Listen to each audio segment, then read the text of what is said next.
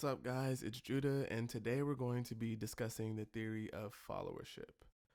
What followership is a process whereby an individual or individuals accept the influence of others to accomplish a common goal. And the word accept there is really important when we're looking at what it means to be a follower. It is considered both positive and negative, and it is not morally neutral.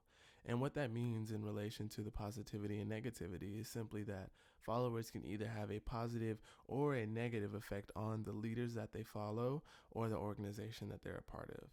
And in regards to the moral neutrality, that just means that followers have an ethical responsibility to take into account the way that they behave or act or perform in their followership can affect the organization that they're a part of holistically, down from themselves to the leaders that they're under.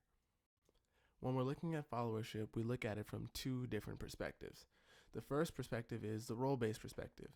This perspective focuses on roles and behaviors during informal or formal positions within a hierarchy.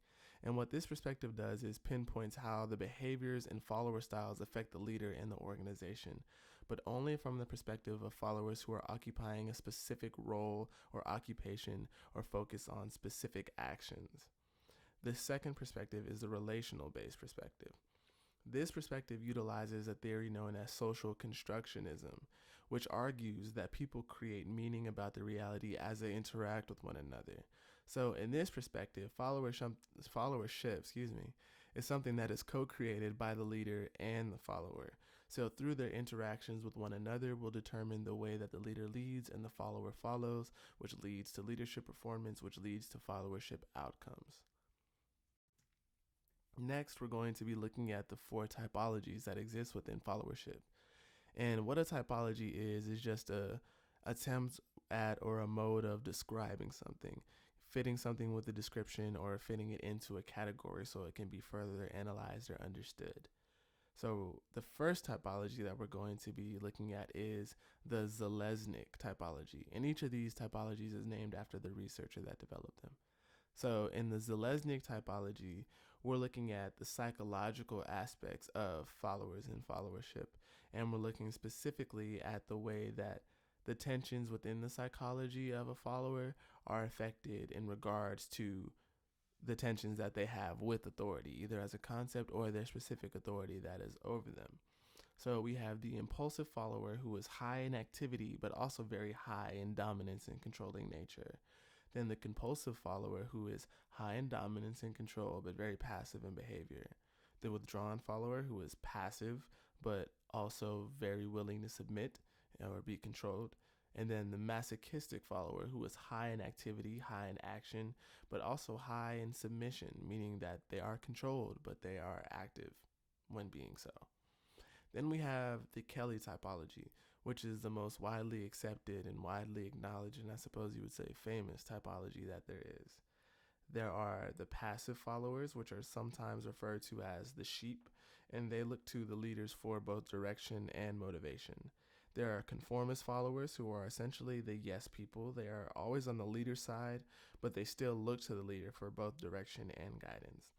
There are the alienated followers who think for themselves and exhibit a lot of negative energy, so they provide the most pushback for the leader, but not really in a good way. And there are the pragmatic followers, or the pragmatists, who are the fence sitters, quote unquote, and they support the status quo, but do not get on board until others do. And then there are the exemplary followers. These are the star followers. And they're both active and positive, but they also offer independent, constructive criticism. So next we have the Shalif, I believe that's how you pronounce his name, the Shalif typology. So here you have the resource in what is the bottom left on this diagram, and they exhibit very low support and very low challenge. They do just enough to get by. Then there's the individualist. They demonstrate low support but high challenge. They're usually marginalized or ostracized by others, and they speak up and let the leader know where he or she or where they stand specifically. There's the implementer, which acts as high support and low challenge. They're usually pretty valued by the leader because they're supportive and get the work done, but they do fail to challenge the leader's goals and values, which is a negative trait. And then there's the partner. They show high support as well as high challenge. They take responsibility for themselves and the leader and fully support the leader, but they're always willing to challenge the leader when it is necessary. Then the last typology we'll look at is the Kellerman typology. Now, this is looking at level of engagement of followers within organizations as well as with their leaders. So from left to right, we have the isolates, who are people that are completely unengaged in totality. Then we have bystanders, who are people who observe but they don't participate in anything that's happening. Participants are partially engaged individuals, and they will take a stand on issues, either supporting or opposing the leader, but that is essentially the farthest that they'll go. They are the activists. Then there are, the activists who feel strongly about the leader and the leader's policies and are determined to act on their own beliefs, meaning that they'll look at the leader's stuff and whatever they believe, they will support actively. And then there are the diehards, who are people that are very deeply committed to supporting the leader or opposing the leader in totality, completely dedicated to their cause. So the next thing we're going to be looking at is a perspective known as reversing the lens. And this is looking at leadership and followership from the perspective of giving the followers, I suppose you could say, more power of influence in the situation. So this looks at the way that followership influences leaders and influences the overall outcomes. So looking at the diagram, we have the followership characteristics and how that determines followership behavior. And then you have the interaction between the leader perceptions and behavior. And that is going to determine the followership outcomes, how things go. But it's all based off of who the followers are to begin with, then meeting the leader, then the outcomes follow. The next process we'll look at is the leadership co-created process. This is a process that puts leaders and followers on essentially equal ground. So as you see in the diagram, it has the leading actions, which are the actions of the leader, and then the followers' actions. And the cooperation between the two of those lead to leadership style, which lead to outcomes. And this process, this leadership process, ties very well with the relational-based perspective, the one that uses social constructionism, which talks about reality being created through interactions, through the followers and the leaders interacting with one another on the front end. That determines the leadership that takes place in the middle, and that determines the outcomes overall. This is just a slide on some of the new perspectives that have been adopted during followership and the roles that followers play in organizations. So followers are the people who get the job done. They work in the best interest of the organization's missions. Their job is to challenge the leaders. They support the leaders as well, and they learn from the leaders. This slide is about the way that followers feed into negative leadership, destructive leadership. This offers some of the justifications for why followers might knowingly follow a bad leader.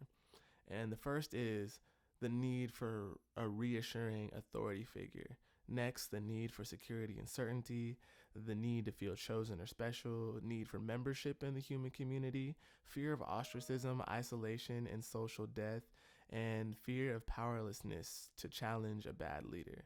And again, these are reasons why followers may submit themselves to negative leadership.